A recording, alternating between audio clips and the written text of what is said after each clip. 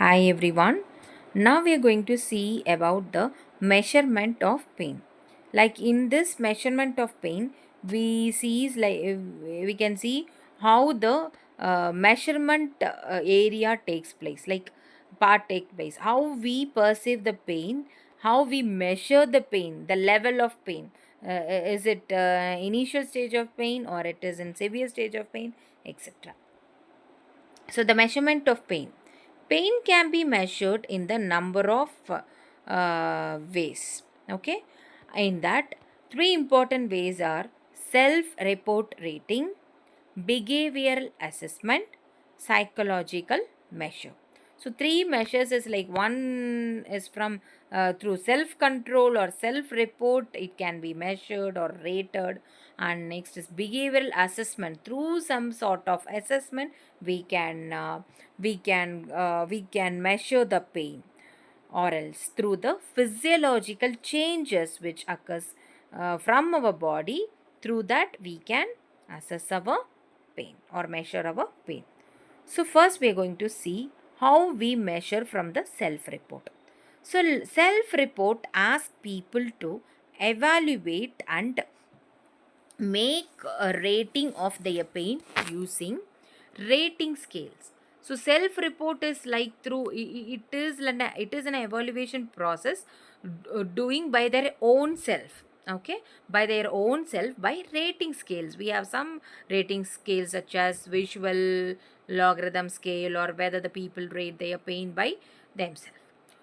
That is what rating scale. The second one is pain questionnaire. We have some sort of questionnaires have designed by the researchers to measure the pain. So that pain questionnaires helps us to measure the level of pains, where it is like moderate, severe, average, or low, etc., where the people are asked to make certain description about their pain.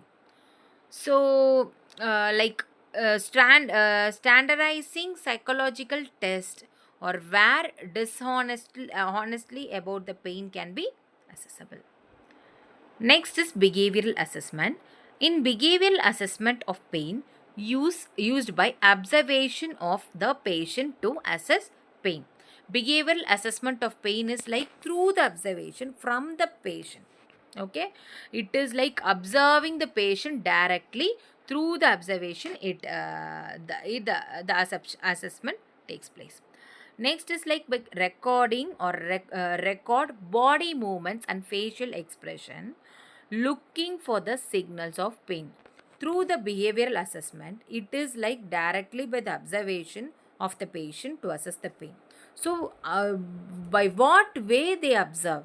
By what way? By recording the body movements. What are all the body movements which the persons are expressing? Next, what are all the facial expressions? What are all the facial expression does the patient express? And looking the signals for the pain. This method can be especially useful for children and elderly who may not able to accurately report or gives the self report on pain. Who like elderly person may feel to report the pain, or the two young kids can feel difficult to express their level of pain. So through the behavioral assessment it can be measured easily. Next is physiological measure. So in physiological measure, we have some electrical equipments like EMG, which measure the level of muscle tension. Through the muscle tension, we are perceiving pain, or we are undergoing a pain. So the EMG machine, which helps us to measure what is the level of muscle tension which produce pain. So as pain may increase through tension. Next, measuring the heart rate. Heart rate is like measuring the level of BP or hypertension, which is like predicting perception of pain. But only for men. Overall physiological assessment may be valid as self report or observational method. So through this prediction perception, this for men it is very easy to predict. Pain symptom. More than 30% of people in US experience chronic pain or intermittent persistent pain. Chronic pain is a category as a syndrome which has the symptom that occurs together. We have plenty of pain symptoms. Some symptoms are listed here, like headache, low backache, arthritis pain, cancer pain, some limbic pain, under the skin pain, or like the pain in our sense organs, or etc., which gives the exact result for pain. Thank you.